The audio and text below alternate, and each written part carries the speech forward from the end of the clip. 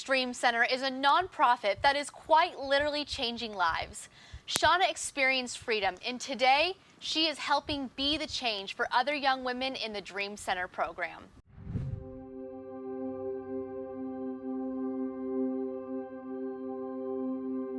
Hi, my name is Shauna, and this is my story of survival. Getting into the life was a gradual thing for me. I met a man that I thought was fantastic.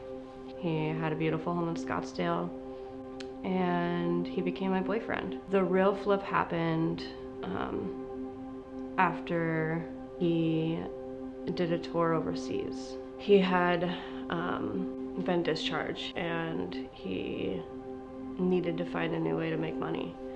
And so I believe trafficking became a part of that. I felt disgusting, I felt shameful, I felt unwanted, I felt broken. I didn't feel like I had anywhere else to turn. It just turned into blackmail.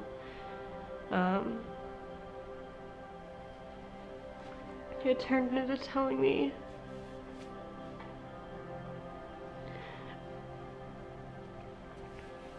that I was worth nothing and that my family would never see me the same again. And that if I didn't do what I was told, my daughter would just see everything that I had ever done. I just decided that I couldn't live this life anymore, and I pulled out the gun and I put it to my head and I tried to take my life. And by the grace of God, it backfired. I got up and I ran, knowing that the police would come with the gunshot. I found safety at the Dream Center. I found protection. There was a day that I seen a vehicle that looked exactly like my traffickers outside of the Dream Center. And I remember freaking out. I remember running down the walkway and going to Constance and saying, "He's here, he's here." And her just calming me and talking to me through it and calling security, getting his picture to them, and just making sure that I felt safe. I just found a new family and a new safety net.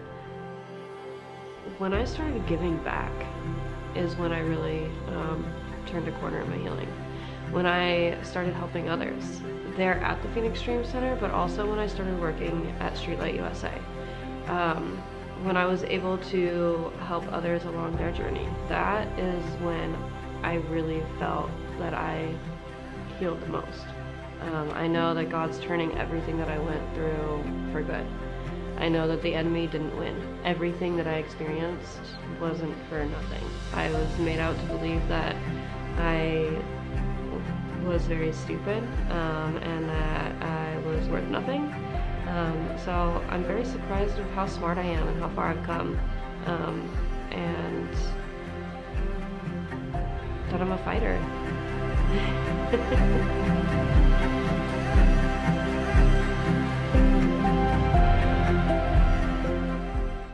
Well, today I have with me three special guests: Jeff May, Joanna Shipe, and Shauna Sexton. Thanks for being here today. Yes, thank you so much for having Thanks for having us. Well, we've had you guys on here a couple of times, but we've never had the privilege of having Shauna on set. Shauna, tell me your story. I've never heard your story and what your future is looking like. Absolutely. Thank you for this opportunity to be able to share. My trafficking started in North Scottsdale at the age of 25. I did not get out until I was about 28. So when I ran, it was a very scary experience for me. My trafficker was a private contractor with the government, and he was captured and tortured overseas. And so when he came home, things were very different, and I feel that, you know, whatever happened to him over there, he came home and started doing to me. Because of the trauma, he lost his career, and you know, we had to find a new way to pay bills.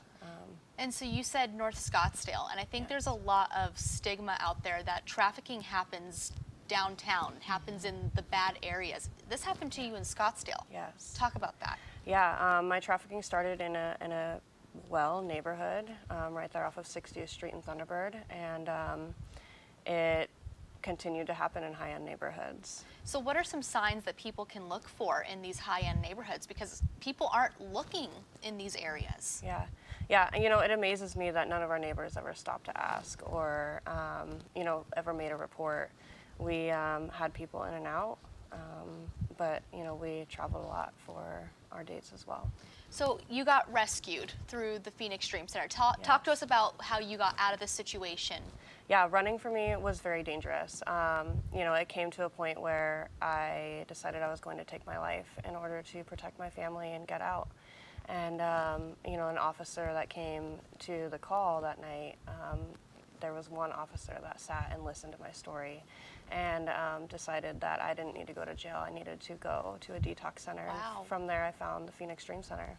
And so you're at the Phoenix Dream Center now. What was that recovery process like? What did they take you through? What did you do? Yeah, the recovery process was harder than the trafficking, honestly. Really? Yeah. Walking through the doors, I was walking in not knowing anybody, not knowing what to expect, and all of us have that fear of the unknown. And so this fear was extremely great for me, but I knew that I wanted nothing but a better life. I knew that I needed to heal so that I could be the best mom for my daughter that I could be, so I could be a good friend and daughter again. That left me to just be able to completely surrender to God and his ways. In my mind, I had surrendered to Satan and to a man for all of the wrong reasons for so long that surrendering to Jesus was just that much easier. Did you find Jesus at the Phoenix Dream Center? I had known Jesus for quite some time in my life. My grandmother introduced me to Jesus at a young age. I wasn't too exposed to him just because my family lived in the worldly ways, but I always knew of him because of my grandmother. And so going to the Dream Center and being able to build my own relationship with Jesus made all the difference. So that was your past. Yeah. Now we're heading into your future. Yeah. I know these two are so proud of you and all that you've been doing. Before we start talking about what you're going to do in your future, I want one of you to tell me why Shauna is so special, because she's doing so much. And she's one of those survivors that have overcome, not just the physical part of it, but the emotional part of it. And now she's helping other women. Why is she so special? Shauna exemplifies everything that the Dream Center can accomplish in someone's life if they commit to the program and say, I am going to change and I'm going to make change. And that's what she has done. She did the change. She did the hard work. She committed to it. It wasn't an easy road for her. It never is. Nothing worth a lot is going to be easy, and yet she came out on the other side, and she's just been such a victorious survivor. And then she took it to the next level, and now she is pretty much running the entire Hope program at the Dream Center. She's the director, and she basically runs the show. I mean, I always say this is the Phoenix Dream Center now. So you run the Hope Wing project, the entire wing, for the girls who have been through sex trafficking. Yes, for our men and women. The men and the women. Yes. So talk to me about how you got into this position and what it's like. Absolutely. So when I first went back into the workforce, I knew that I had a passion for individuals who have been trafficked, and I knew that that was my purpose. I knew that that was why God allowed me to walk through all of that trauma so that I could go back and help others and understand the process that they have to go through. So when I first went back into the workforce, I started with Streetlight USA. And I worked there for quite some time, quickly moving into a supervisor position. And will you explain what Streetlight USA is? Yeah, so Streetlight USA is our sister company. It's a group home where we serve teenagers anywhere from the ages of 13 to 17. Great. So you went from Streetlight USA and then you went back to the Dream Center. Yeah, I mean, I worked in another organization for a while as a survivor advocate, working with teenagers all over the state. Helping guide them, mentor them, going to court cases with them, helping them through all of the processes of the healing. And from there, a position opened at the Phoenix Dream Center, and You know, I thought, what better way to honor God and to, you know, honor the things that I had been through than to give back to an organization that gave me my life back. And so Hope Wing, you went through that program. I did. And then now you're running it. So Yes. what has it been like walking girls through this situation that you've been through? Yeah. It's, you know, sometimes it's heartbreaking when you see them when they don't get it at first. But when you see that light turn on and they start to see their worth and they start to dream again, it's the most beautiful feeling ever in the world. And, yeah, I mean, I wouldn't change any part of it. That is so exciting. I'm excited for you that you've got an amazing career that you're working towards and a passion and a purpose. It's so important to have a purpose that we're passionate about. Pastor Jeff, there are a lot of things that are going on. I'm sorry, I call you Pastor Jeff because you're also our worship pastor Yes. here at Dream City. Yeah. But there's a lot of things that the Dream City Foundation is working towards in this season. What are they working towards in this next couple months? Yeah, so the best way that people can get involved is really two ways.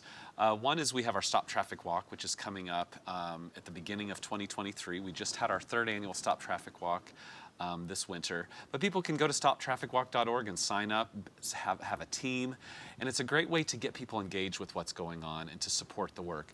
The other thing that we're doing right now is an awareness campaign. It's entitled Hope Starts Here. They can go to hopestartshere.org and get information, but it's a public awareness campaign where we're working with every major industry in the city to try to bring awareness to how they can help end and combat human trafficking. Just even simple things like doing training for organizations in the hospitality industry.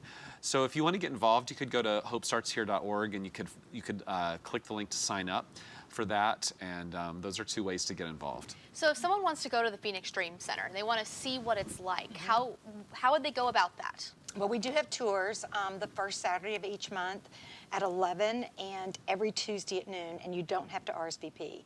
Now, if you want to look a little bit closer and really get some facts and have a very intimate conversation with what I call our dream team, which is Shauna, myself, and Carlos Daniel, and Stephanie Lang, we are just having so much fun putting all these programs together. So the first Saturday of each month from 9:30 until 11, we do what's called a Hope Heroes Breakfast. We stole your name. Thank you. Well, imitation is the purest form of flattery, Yes. Aubrey, so you know that. But what we do is we just ask that they RSVP to me by Friday before, and we serve them a lovely little light breakfast. We do a presentation to them. We take them on a private tour of the Dream Center. We show them one of the Dream Suites. Shauna also speaks to them, and so she'll answer questions. It's interesting to me that each Hope Heroes breakfast has had a different dynamic and different questions. So it's good to have the whole Dream team there to field those different questions. Sometimes they talk to me as a volunteer. Sometimes they want to ask Shauna questions. So it's just a great opportunity for people to jump in and really get the detail. So can someone explain to me, what is a Dream Suite? So a Dream Suite at the Phoenix Dream Center is a room that has been completely remodeled. We had a contest back in 2008 that where a bunch of designers came in and they all got a room. Each group of designers got a room.